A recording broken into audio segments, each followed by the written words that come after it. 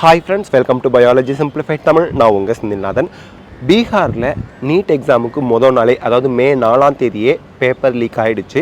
அமித் ஆனந்த் அப்படிங்கிறவர் 12 மாணவர்கள்கிட்ட 30லேருந்து 32 லட்சம் ரூபாய் ஒருத்தருக்கு கலெக்ட் பண்ணி அந்த பேப்பரை லீக் பண்ணியிருக்கிறாரு அப்படின்னு விசாரணை நடத்திட்டு வந்தாங்க. அதில் சில மாணவர்கள் இதை ஒப்புக்கிட்டும் இருக்கிறாங்க. ஆமாம், இப்படி நடந்தது தான், எங்களுக்கு முதல் நாளே பேப்பர் கிடச்சிடுச்சு, அதை நாங்கள் ஓவர் நைட் மனப்பாடம் பண்ணி மக்கப் பண்ணிக்கிட்டோம் ஆன்சரை. அடுத்த நாள் போய் எக்ஸாம் ஹாலில் அந்த கொஷின் பேப்பர் தான் இருந்தது, எங்களுக்கு எக்ஸாம் ஹாலில் இஷ்யூ பண்ணாங்க, நாங்கள் அட்டன் பண்ணோம். முதல் நாள் நைட்டே எங்களுக்கு ஓவர் நைட் மக்கப் பண்ணிட்டு போய் எக்ஸாம் எழுதணும் அப்படின்லாம் வாக்குமூலம் கொடுத்துருக்காங்க. இந்த வாக்குமூலத்தோட ஒரு காப்பி கூட எக்ஸ் தளத்தில் ரொம்ப வைரலாக பரவிக்கிட்டு இருக்கு. ஓகே, இப்போது இந்த மாணவர்களோட மதிப்பெண்கள் பற்றி பீகார் போலீஸ் ஒரு விஷயத்தை பதிவு செஞ்சுருக்காங்க. அது என்ன அப்படின்னா, இந்த 12 பேரில் 3 பேர் தேர்ச்சியை பெறலை, அதாவது 129 மார்க் கூட வாங்கலை. அதில் 8 பேரோட மதிப்பெண்கள் பார்த்தீங்க அப்படின்னா 185 மதிப்பெண்கள்லேருந்து 500 மதிப்பெண்களாக இருக்குது. ஸோ 12 பேரில் 3 பேர் ஃபெயிலு. என்ன 30 லட்சம் 32 லட்சம் கொடுத்து பேப்பர் லீக் ஆகி அதை வாங்கின படித்ததில் 3 பேர் ஃபெயில் ஆகிருக்கிறாங்க 12 பேரில். மீதி 8 பேரோட மதிப்பெண்களோட அந்த ரேஷியோ பார்த்தீங்க அப்படின்னா ரேஞ்ச் பார்த்தீங்கன்னா 185 குறைஞ்சபட்சமாக இருக்குது, அதிகபட்சம் அரவுண்ட் 500 மார்க் தான் வாங்கியிருக்காங்க. அப்போது இவங்க ஒருத்தர் கூட ஆல் இண்டியா கோட்டாவில் சீட் வாங்க முடியாது, ஈவன் பீகாரில் கூட அவங்களால ஸ்டேட் கோட்டாவில் சீட் வாங்க முடியாது அப்படின்னு சொல்லி நியூஸ் வெளியிட்டிருக்கிறாங்க. அதுக்கடுத்து பார்த்தீங்க அப்படின்னா, government open to fresh NEET UG for all if Supreme Court issues order அப்படின்னு சொல்லியிருக்காங்க. சென்ட்ரல் கவர்மெண்ட் என்ன சொல்லியிருக்காங்க அப்படின்னா, சுப்ரீம் கோர்ட் சொன்னால் எல்லாருக்குமே நாங்கள் ரீநீட் வைக்க தயார் அப்படின்னு சொல்லியிருக்காங்க. சுப்ரீம் கோர்ட் சொல்கிறதுக்கு முன்னாடி அவங்களே நாங்கள் ரீநீட் வைக்கிறோன்னு சொல்லலை. இந்த இடத்துல நம்ம கவனிக்க வேண்டிய விஷயம் இதுதான். ஏன்னா எவ்வளவோ பேர் உங்களுக்கு சொல்லலாம் இந்த மாதிரி ரீநீட் வரப்போகுது அப்படின்னு சொல்லி உங்களுக்கு பேனிக்கை ஏற்படுத்தலாம், பதற்றத்தை ஏற்படுத்தலாம். பட் இந்த இடத்துல நியூஸை நம்ம பார்க்கும்போது இந்த நியூஸில் என்ன சொல்கிறாங்க, government open to fresh NEET UG, new Indian எக்ஸ்பிரஸில் வந்திருக்கு. If Supreme Court issues order. Supreme Court எப்போ ஆர்டர் இஷ்யூ பண்ண போகுது? ஜூன் 8க்கு அப்புறம். ஜூன் 6ஆம் தேதி வரைக்கும் சுப்ரீம் கோர்ட் என்ன சொல்லியிருக்காங்க, உங்களுக்கு கவுன்சிலிங் நடத்த தடை இல்லை அப்படின்னு சொல்லியிருக்காங்க. நம்ம யதார்த்தத்தை மட்டும்தான் இங்கே பார்க்கணுங்க. அப்போது ஜூன் 6ஆம் தேதி கவுன்சிலிங் ஸ்டார்ட் ஆக போகுது, ஜூலை 6 கவுன்சிலிங் ஸ்டார்ட் ஆக போகுது. ஜூலை 8ஆம் தேதி நமக்கு சுப்ரீம் கோர்ட்டில் நெக்ஸ்ட் ஹியரிங் வருது அபவுட் நீட் பேப்பர் லீக். இப்போது நீட் பேப்பர் லீக் நடந்ததாக சொன்னால் பீகாரில் ஸ்டூடெண்ட்ஸ் 500 அதில் அதுக்கு கம்மியாக வாங்கியிருக்காங்க, 12 பேரில் 3 பேர் ஃபெயில் ஆகிட்டாங்க. இப்படி ஒரு பதிவு அந்த வழக்கில் போலீஸ் ரெஜிஸ்டர் பண்ணியிருக்கிறாங்க. குஜராத்தில் மாட்டினவங்களும் பெரிய அளவில் மதிப்பெண்கள் வாங்கலை அப்படின்னு தான் சொல்லியிருக்கிறாங்க. அப்படி இருக்கையில் நமக்கு இதெல்லாம் பேஸாக வச்சு சுப்ரீம் கோர்ட் ரீநீட் வைங்க அப்படின்னு ஆர்டர் கொடுப்பாங்களா அப்படிங்கிறது நமக்கு தெரியலை. இதில் நான் ரீநீட்டுக்கு சப்போர்ட் பண்ணேன்னா அப்போஸ் பண்ணனாங்கிறது இங்கே கேள்வி கிடையாது. நான் அப்போஸும் பண்ணல, சப்போர்ட்டும் பண்ணல. ஏன்னா அப்போஸ் பண்ணினோம் அப்படின்னா ஹை மார்க் வாங்கினவங்களுக்கு, அதாவது ரீநீட் வேணான்னு சொன்னால் ஹை மார்க் வாங்கினவங்களுக்கு சப்போர்ட் பண்ணுற மாதிரி ஆயிரும். ரீநீட் வேணும் அப்படின்னு சொன்னால் லோ மார்க் வாங்கினவங்களுக்கு சப்போர்ட் பண்ணுற மாதிரி ஆயிடும், மீடியம் மார்க்குக்கும் கம்மியாக வாங்கினவங்களுக்கு சப்போர்ட் பண்ணுற மாதிரி ஆகிடும்.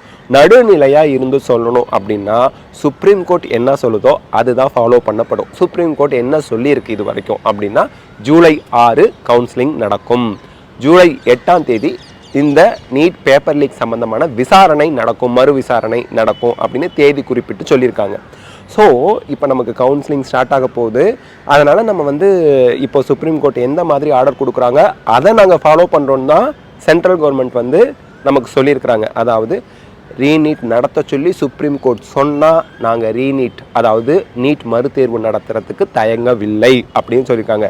ஆனால் இன்னும் சுப்ரீம் கோர்ட் சொல்லலை அப்படிங்கிறத நம்ம நினைவில் வச்சுக்கணும். அண்ட் இப்போ பார்த்தீங்க அப்படின்னா NEET paper leak, NEET scam பற்றின நியூஸு படிப்படியாக குறைஞ்சிருக்க மாதிரி எல்லாருக்குமே தோணுது. அதாவது இப்போ என்ன சொல்கிறாங்க, அதை வீக் பண்ணுற மாதிரி, அதாவது ரீநீட்டுங்கிற எக்ஸாமுக்கு என்னென்ன காரணங்கள்லாம் இருக்கோ அந்த காரணங்களை வலுவிளக்க செய்கிற மாதிரி தான் நியூஸ் வருது. நல்லா பாருங்கள், பீகார் போலீஸ் அவங்க அந்த 12 மாணவர்களோட மதிப்பெண்கள் என்னன்னு பார்த்தாங்க. 3 பேர் ஃபெயில் ஆகிட்டாங்க, மீதி 8 பேர் அரசு மருத்துவக் கல்லூரியில் சேர்கிற அளவுக்கு காப்பி அடித்து மார்க் வாங்கலை, முதல் நாளே பேப்பர் லீக் ஆனதுனால அவங்களுக்கு அந்த அளவுக்கு மார்க் வரலை அப்படின்னு பதிவு செஞ்சுருக்காங்க. பதில் குஜராத்லேயும் சேம் டைப் ஆஃப் பதில் தான் பதிவு செஞ்சுருக்கிறாங்க. அப்படி இருக்கையில் இதெல்லாம் விட்டுருங்க. 23 லட்சம் ஸ்டூடெண்ட்ஸ் இதில் இன்வால்வ் ஆகியிருக்காங்க, அவங்களோட வாழ்க்கை கேள்விக்குறியாயிடக்கூடாது, ஸோ கவுன்சிலிங்கை கண்டக்ட் பண்ணுங்கள் அப்படின்னு சுப்ரீம் கோர்ட் சொல்லலாம். அதே சமயத்தில் ரீநீட் வைங்கன்னு சொல்லலாம். என்ன அப்படிங்கிறது ஜூலை 8 தேதி அல்லது ஜூலை 8ஆம் தேதியிலேருந்து அதுக்கப்புறம் நடக்க போகிற விசாரணை, ஜூலை 8ஆம் தேதியிலேருந்து விசாரணை ஆரம்பிக்குது இல்லைங்களா, அதில் தான் நமக்கு தெரியும். எந்த ஒரு வழக்கையும் அவசரமாக சுப்ரீம் கோர்ட் விசாரிக்கிறதுக்கு இப்போ ரெடியாக இல்லை. சிபிஐ என்கொயரிக்கு உத்தரவு போட முடியாதுன்னு சொல்லிட்டாங்க. அடுத்து நமக்கு ஜூலை 6ஆம் தேதி கவுன்சிலிங் ஸ்டார்ட் பண்ணுங்க அப்படின்னு சொல்லியிருக்கிறாங்க. ஸோ தட் 0.001% தவறு இருந்தாலும் அந்த தவறை கண்டுபிடிச்சி கண்டிச்சிடுவாங்களே தவிர, தவறு செய்தவர்களை ஜெயிலில் போட்டுருவாங்களே தவிர ரீநீட் வைப்பார்களா 23 லட்சம் ஸ்டூடெண்ட்ஸுக்கு அப்படிங்கிறது மிகப்பெரிய கேள்விக்குறியாக இருக்குது. இப்போது நீங்கள் கேட்கலாம், யூஜிசி நெட் எக்ஸாம் 18ஆம் தேதி நடந்துச்சு சார், அதை கேன்சல் பண்ணியிருக்காங்க, நீங்களே ஒரு வீடியோ போட்டிருக்கீங்க 2 ஷிஃப்ட்டு. சரி, அந்த எக்ஸாமோட டியூரேஷன் 10ஆம் தேதியிலேருந்து 21ஆம் தேதி வரைக்கும் நடக்குது. ஒரு நாள் எக்ஸாமில் சிபிஐ வந்து ரிப்போர்ட் பண்ணியிருக்காங்கன்னு காரணம் காட்டி சென்ட்ரல் கவர்மெண்ட் அந்த எக்ஸாம் 2 ஷிஃப்ட்டை மட்டும் கேன்சல் பண்ணிட்டு அந்த 2 ஷிஃப்ட்டை மட்டும் திருப்பி வைப்போம் அப்படின்னு சொல்லியிருக்காங்க. இன்னொரு பின் தேதி இட்டு வைப்போம் அப்படின்னு இருக்காங்க. ஸோ இப்போ சென்ட்ரல் கவர்மெண்ட் என்ன செய்கிறதுக்கு முயற்சி செய்கிறாங்க, நாங்கள் மாணவர் நலனில் அக்கறை அதிகமாக வச்சுருக்கோம் அப்படிங்கிறத காமிக்கிறதுக்காக இந்த எக்ஸாமை பிடிச்சி கேன்சல் பண்ணிவிட்டு மறு தேதியிட்டு வச்சுட்டாங்க. அப்போது நீட் எக்ஸாம் ரீநீட் வைக்கலைன்னா என்ன நமக்கு தோணும், பெரிய அளவில் அங்கே எந்த ஒரு மோசடியும் நடக்கலை, அதனால் நாங்கள் ரீநீட் வைக்கலை. பாருங்கள், நாங்கள் வந்து யூஜிசி நெட் எக்ஸாமுக்கு ரீ எக்ஸாம் வச்சோம், அந்த அளவுக்கு எங்களுக்கு சிபிஐ கிட்டேருந்து ஏதாவது நியூஸ் வந்திருந்தா, முறைகேடு நடந்திருக்குன்னு அவங்க எங்களுக்கு ரிப்போர்ட் பண்ணியிருந்தா கண்டிப்பாக இந்த எக்ஸாமை கேன்சல் பண்ண நாங்கள் நீட்டையும் கேன்சல் பண்ணியிருப்போம். ஏன் நாங்கள் பண்ணலை, பெரிய அளவில் நான் மொத்தமாக நீட் ஸ்கேம் நடக்கலை, நீட்டு பேப்பர் லீக் ஆகலை சொல்ல எல்லாமே ப்ரூஃபோட மாட்டிக்கிட்டாங்க. பட் பெரிய அளவில் இது வந்து பெரிய அளவில் நீட் லீக்கோ அல்லது ஸ்கேமோ நடக்கலை, நடந்த இடத்துலலாம் நாங்கள் கண்டுபிடிச்சி அவங்களுக்குலாம் தண்டனை கொடுத்துட்டோம். அப்போ 23 லட்சம் பேரோட எதிர்காலம் இருக்கு இல்லையா, நல்லா படித்து மார்க் வாங்கினவங்க என்ன பண்ணுவாங்க, முறையாக நியாயமாக படித்து நியாயமாக மதிப்பெண்கள் வாங்கினவங்க பாதிக்கக்கூடாது, அதனால் கவுன்சிலிங் கண்டக்ட் பண்ணுறோம் அப்படின்னு சொல்லலாம். ஆனால் என்ன நடக்கும் அப்படிங்கிறத நம்ம வெயிட் பண்ணி தான் பார்க்கணும். மேலோட்டமாக பார்த்தீங்கன்னா செந்தில்நாதன் சார் ரீநீட்டுக்கு எகெயின்ஸ்டாக இருக்காரோ அப்படின்னு தோணும். ஆனால் ரீநீட் நடந்தாலும் சரி நடக்காட்டியும் சரி பாதிக்கல, இப்போ இங்கே வந்து ஏமாற்றம் அடைய போகிறதோ பாதிக்கப்பட போகிறதோ பெற்றோர்களும் மாணவர்களும் தான்.